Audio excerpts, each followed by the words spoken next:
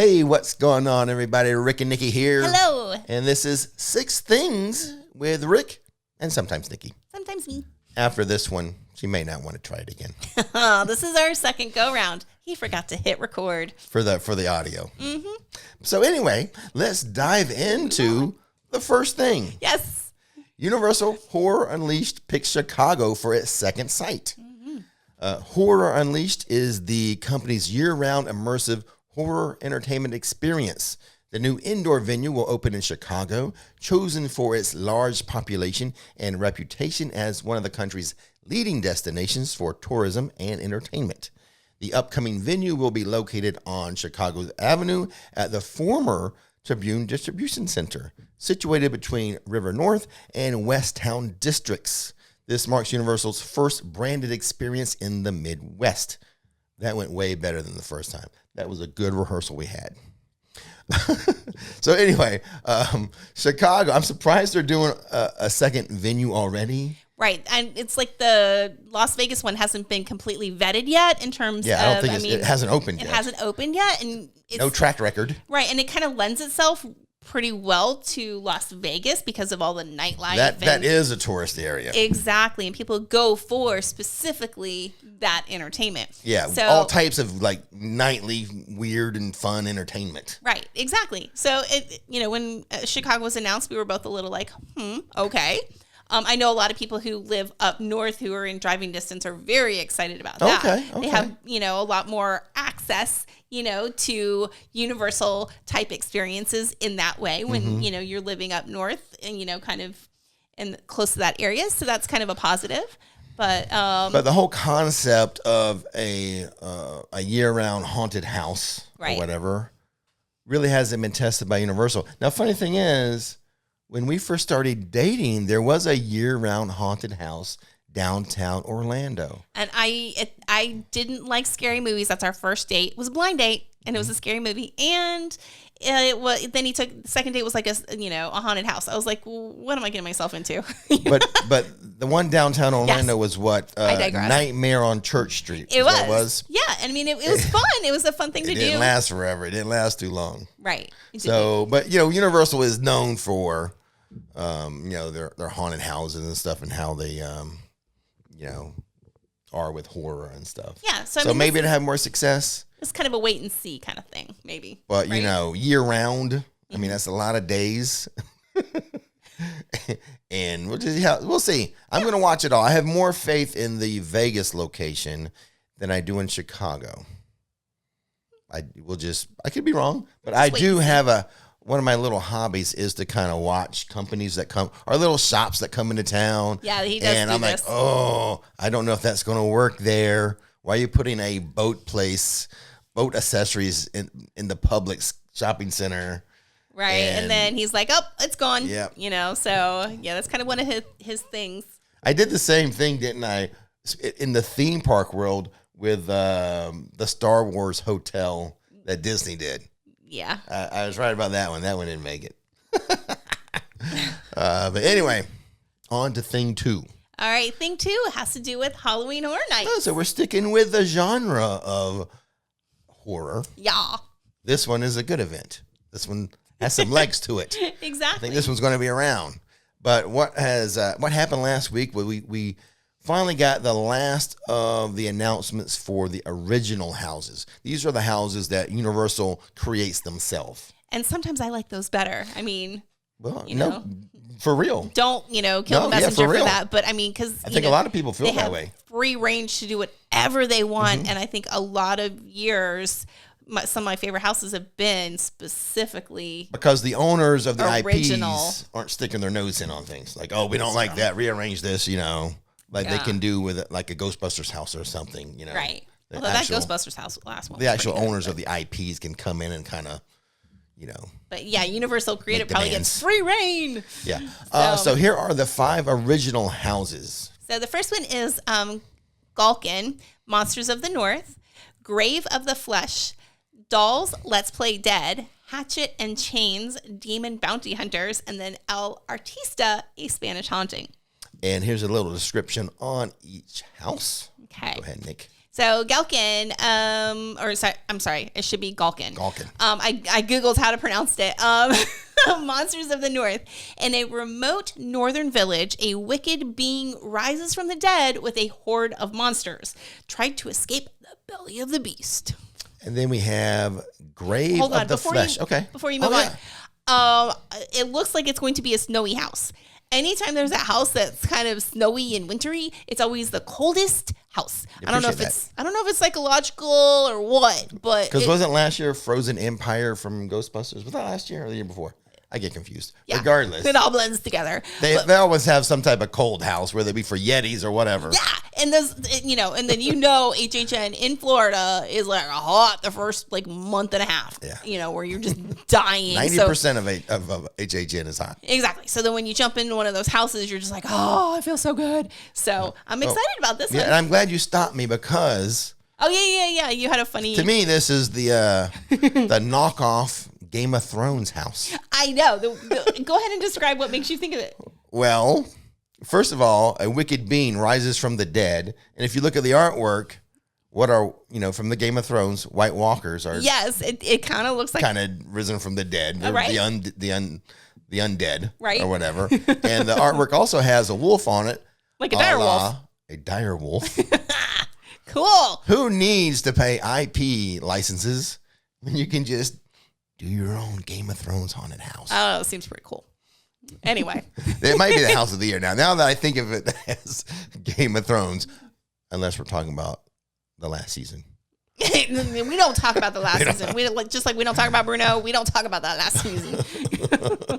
We're going to play it out differently in our head. Well, I'll see if anyone in there kind of looks like Jon Snow or something too. Oh, there you go.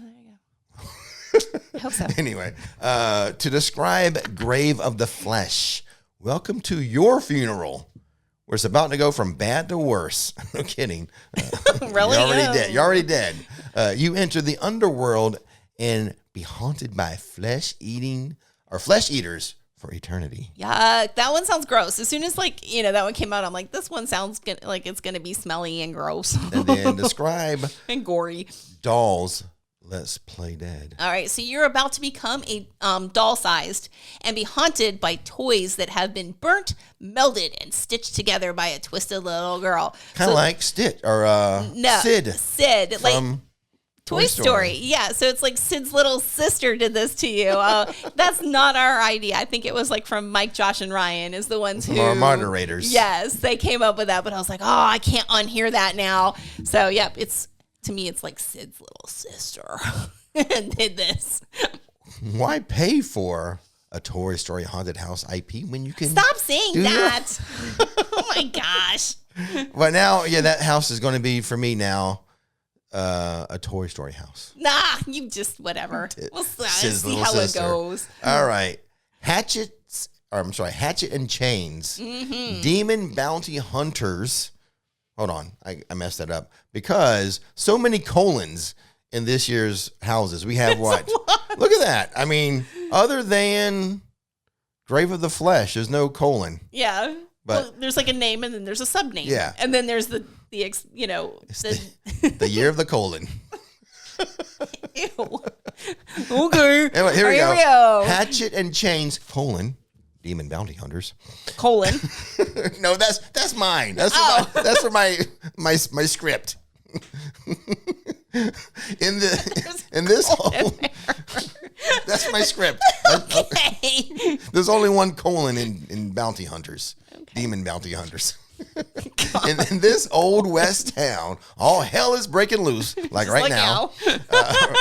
Red hot lava demons are trying to possess everyone. Right. They're not picky. Melting everything in their path. Hey, that's just like walking through scare zones, really. I mean, my God, the Florida is so hot. It's like red hot lava demons just Now, the cool thing about this existence.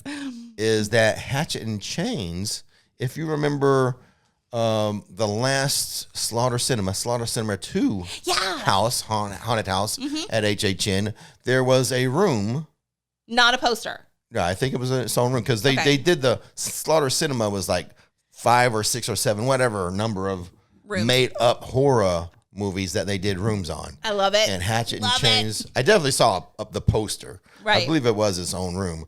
But it's cool that, you can take Slaughter Cinema houses with these, and original ideas in each room and extract it and make a house out of it. I mean, that's freaking amazing. Yeah. And honestly, I loved all the Slaughter Cinemas, 1 and 2. I just want them to keep going. Yeah. Like Jaws 19. It's cool that they extracted this one from that house. But I would like to continue on with 3, 4, 5 Slaughter Cinemas. Oh, yeah, definitely. I'm excited about it for sure. I was very excited. Although I would prefer if they want to take inspiration from Slaughter Cinema 2, that they would have taken... I know which one you're talking about. The mummy stripper room. So silly. Oh, my God. I think we went through, that house probably 4 or 5 times, and different... One was a female, one was a male. One was there was nothing there. One, it was hilarious. It's just funny. As you don't know what you're going to get. You're like, ooh, what's coming this time, Well, the funny part is, the humor of it is, mummies are covered in wrappings. Yeah, and it's unwrapping it. And to be hilarious. The strip, all the wrappings is, that's the funny part. It is. How can a mummy be a stripper well played. when you're covered in wrappings? Yes, well played. It was hilarious. It was. I love cleverness like that. Me too. Just that was hilarious. Well, and I like when they drop comedic moments in a haunted house where you're scared, and then you're busting out laughing. I mean, come on, that's great. That's the way to spend an evening, though, because it's going to take all evening for that mummy to get unwrapped. It's layers. It's layers. All right, the next one is El Artista, a Spanish haunting, : I know, it's just right here and thing. That's mine. It's El Artista, : a Spanish haunting, : for you. I'm going to, you know what? No, don't get rid of it. Okay, so in the 19th century Spain, a tortured, not a touristed. Can we do that one again? Yeah. And the last original house, El Artista, : a Spanish haunting. You can go ahead and read the description. All right. In 19th century Spain, a tortured artist moves into an isolated country manor for inspiration, but the art comes alive and possesses him. I'm excited to see this one. Well, they've been doing the past few years some type of either Spanish or Mexican or Latin America house. Yeah, and I like those. So. But I mean, the storyline behind this one, super creative. I like this one. So I want to see what happens with it, because, I'm kind of an artist myself. So, we'll get to that later. I feel that tortured artist portion. Well, after reading the names of the houses here, I feel like Jack Nicholson in Batman. Why? This town needs an enema. All the colons. Yeah, boy. All right. On to the next. Thing 3. Thing 3 of the 6 things. Disney World announces the reopening date for Test Track. Yeah. The popular attraction, which has been closed since last year for refurbishment, will be back open on July 22nd. Test Track's makeover will include a new musical score, along with new scenes that highlight technology, making our cars smarter and our lives more fun. Oh. Riders will be able to see the world through the eyes of their vehicles by using advanced cameras and sensors. Walt Disney Imagineers were able to represent this technology using over 29,000 points of light. Very cool. Thing 4 for this week. Go ahead. SeaWorld's Band, Brew, and Barbecue returns with new additions this summer. This 8-weekend event is scheduled to start on July 6th and run through August 24th. It will feature new food, unique entertainment, and extensive concert lineup. And I'm pausing because you'll see a common thread or a word. Yep. Through half of these names. Yes, that will pop up. Guests are invited to indulge in a unique blend of live music, mouth-watering barbecue, and refreshing brews while strolling between award-winning attractions and an incredible animal presentations, making it the perfect summer outing for families and friends alike, as stated by SeaWorld Orlando. Let's go ahead and do these the concerts here. See if you guys can recognize the common thread. Yeah. So July 12th is Journey Tribute. July 13th, Joe Nichols. July 19th, Toby Keith Tribute. July 20th, Blue Oyster Cult. July 26th is Jason Aldean Tribute. July 27th is Dawkins. Let's see. Ooh, now we're in August. August 2nd is Bon Jovi Tribute. And you messed up. We had a rhythm going. Redo that. Keep Bon going. Jovi Tribute. August 3rd is Avery Anna. August 9th is Luke Bryan Tribute. And August 10th is Low Cash. August 16th is Fleetwood Mac Tribute. August 17th is Fuel and Lit. August 23rd is American Stones Tribute. And August 24th is Lee Greenwood. So, did you notice anything? we tease. I'm sure it'll be great. Over 130 different craft beers, cocktails, and food can be found at this year's Band, Brews, and Barbecue. Mm-hmm. Regional barbecue styles range from Kansas City to Carolina, Texas to Memphis, and SeaWorld's own barbecue.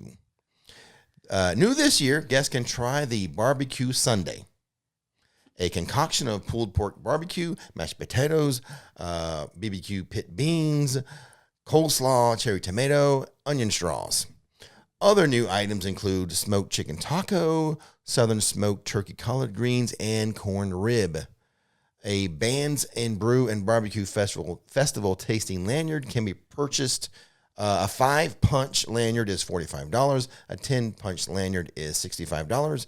And SeaWorld Orlando Pass members can purchase a 12-punch lanyard for the price of a 10-punch. Yeah, you threw me off with the barbecue sundae.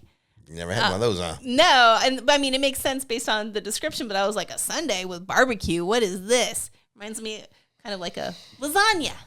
Yeah, don't talk about lasagnas. We watched the Netflix Poop Cruise. The Poop Cruise. We don't talk about lasagnas anymore.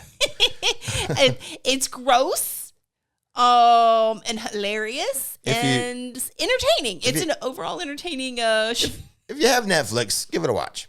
Yeah. Thing 5 for this week. Orlando Informer Winter Meetup tickets go on sale July 3rd at 10 a.m. Eastern. July 3rd is just a couple days from the first time you're watching this when it's posted on July 1st. So set your phone alarms to it because this one goes fast. High alert. Yes. This is 10 a.m. on July 3rd. This is a favorite of Orlando Informer meetup people. Winter's awesome. It is. The weather's great. Christmas decor. The decor is great. Yeah. So the meetup dates are November 14th and 15th. Yeah. November 21st and 22nd. December 5th and 6th. And December 12th and 13th.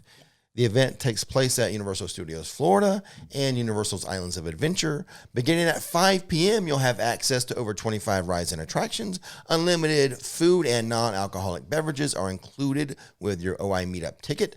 Smaller crowds, more breathtaking, unique entertainment. For sure. For Fridays, the meetup hours are from 7 p.m. to 12:30 a.m. For Saturdays, the meetup hours are from 8 p.m. to 1:30 a.m. Check the description box of this video for links to OrlandoInformer.com. Yeah, we love it. Yep. Our whole family loves these events. In fact, you can get in early. You can get in, you said, around 5 o'clock. And if you time it right, you can catch that last show of Grinchmas and even probably catch the parade. We've done it before. We've had success in doing it. So it makes the event an even bigger, more well-rounded kind of thing if you can get in at 5 and take advantage of those, winter events prior to the actual event starting. You buy that ticket, you can get in a couple hours or a few hours before the event starts. You will be mixed in with the daytime crowd. Yeah. It won't be until the event hours that you get the low crowds and everything, but take full advantage of that ticket. Get in there as early as you can. Yes, and then participate in all those extra fun things prior to. Thing 6, which we didn't get to on our rehearsal, Nikki. No. Before I realized I had not pressed the record button. Yes. Things have been going so smooth. Welcome back to the studio. Smooth. Welcome back to the studio, Nikki. I don't mind it. It's actually kind of fun. Thing 6 is a reminder.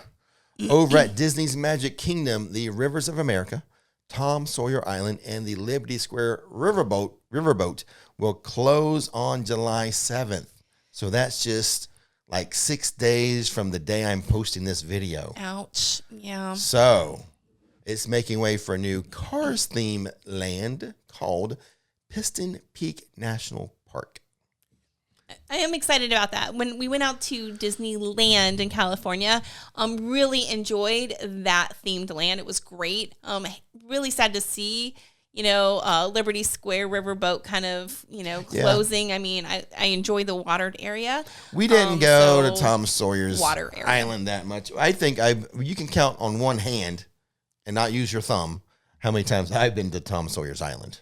Right. But the riverboat. But exactly. So, I mean, you're kind of getting rid of one of those iconic sounds of Magic Kingdom that's very nostalgic. That's the part I think I miss the most. Yeah, even if we didn't ride it every time we were there. We rode it sometimes. Yeah. Oh, yeah. No, it's great to sit in the shade and put your feet up. But just to see it as you're walking through the park and to hear it, was nice. Yeah. You didn't have to be on the riverboat to enjoy the riverboat. Correct.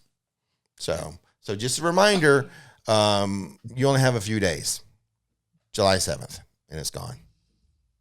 It's closing on July 7th. Ouch. So in case you missed it, this week I did 3 update videos, one for Studios, one for Islands of Adventure, one for Epic Universe. Those videos are linked in the description box. If you haven't seen those videos, go check them out. Also this week, I did a Jaws reenactment video, which was clipped from a live stream. So cute. Oh, I was just smiling. My cheeks hurt after the video. It was just so cute. One of the old skippers from the ride still works at Universal, and he reprised his role as skipper. And I mean, he nailed it. He did. And even the shark. Yeah. And you're like, the girl with the shark was so freaking adorable. She just, her little face, just bringing that shark in, and so cute. And then you like holding the camera so that you can't see it until the second. And then there's the shark. Oh, it was perfect. The combination of the 3 things was just. It's a fun watch. If you want to smile, it's adorable. If you missed the old Jaws ride and you just want to smile, it's a fun watch. That's linked in the description too. So cute. And also a video on the top 6 things to buy at Super Nintendo World. Yeah. That's in the description in case you missed it. And I edited that one. So please go watch it because I put in effort too. Yeah. Just kidding. And a new My Rickety Life video just dropped. I'll go ahead and link that. In case you missed it, all that stuff is in the description box. Yeah. Go check that out. And now we're going to have a Nikki workshop update. This is show and tell time. Yeah. This is going to be listed on the website, right? You can buy this right now? Yep. It'll be up and ready to go. I've got them set. When you're watching this video, you can scoot right over to her website and NikkiWorkshop.com. and purchase some of this. Let's see what you got. All right. So we have reinvented the maps. The maps, which used to be kind of just 2D, maps are now 3D. They pop out at you. So I'm going to show you one without color first. Okay. Okay, kind of. You got a couple options if you want to buy. So it's at least 1, 2, 3 layers, and the frames are super thick. So that's Islands of Adventure. You might want to lift it up just a little so you can see the. Yep, so it's got the coordinates on it. It's got Islands of Adventure. So this one is without color. It just has the waterways with the different ride locations, which we thought was awesome. Here is the color version of that. So as of right now, we have I have the 3 Universal parks. I'm working on Volcano Bay as well, and I'll have the color and colored in version and the non-color version, which you saw. I'll have both options available. This one is Epic. So this will be the first time we've had an Epic Universe map. Now, of course, we know that the theme park will evolve and change over time. Yes. So if you were to purchase the map, let's just say how it is today, and I'm also working on Magic Kingdom as well. And we know that Tom Sawyer's Island is going away and it's going to be Cars Land. So that's just how it is. I mean, Rip Ride Rocket's going away. Exactly. So what we can do is we can add little, like a date thing that you can stick on it for open, like the dates that this map was pertaining to. I wouldn't even worry about it. Yeah. I mean, but that's how the maps are. They're gonna evolve over time. So here is the universe. Like, for example, when another portal opens for Epic Universe, you'll create another map. There'll be another map for it, but at least you'll have an opening day map, so that makes it a unique kind of experience as well. So that one is the Universal Studios one, which I thought was really cool. That one actually looks better in color. Personally, I think it does, just because it's a bunch of squares, because, it's sound stages and square things. So you'll see it in the two-tone one. So there you go. So, yep, in this phase, it is Islands of Adventure, Universal Studios, and Epic Universe. The big three. Yes, working on Volcano Bay and Magic Kingdom up next. And then actually there'll be the next three is Epcot, Magic Kingdom, and Volcano Bay. That will be the next three coming up. Well, we'll let you know phase when 2. those are available. But that was 6 things for this week. Yeah. Thanks for watching. Let's do this again. Same time. Bat time, same bat channel. Hopefully a little bit we are smoother. rehearsed now. Yeah. Another thing that went wrong that you didn't see halfway through this version, my SD card was full, so I had to grab that and delete some things. Hopefully you did not delete the wrong thing. Oh, fun times with Rick and Nikki. It's been a while since we've been in the studio. But it's fun. I'm glad we're back. I hope you guys enjoy these, a little bit different. Yeah. Style video than just in park. Well, just giving you some 6 things that you should probably know. It's a variety. Anyway, thanks for watching. And as always, don't miss magic, don't miss the fun. Chihuahua. It's gonna be a good day, good day. Rick and Nikki show the way. It's gonna be a good day, good day. Let your worries fade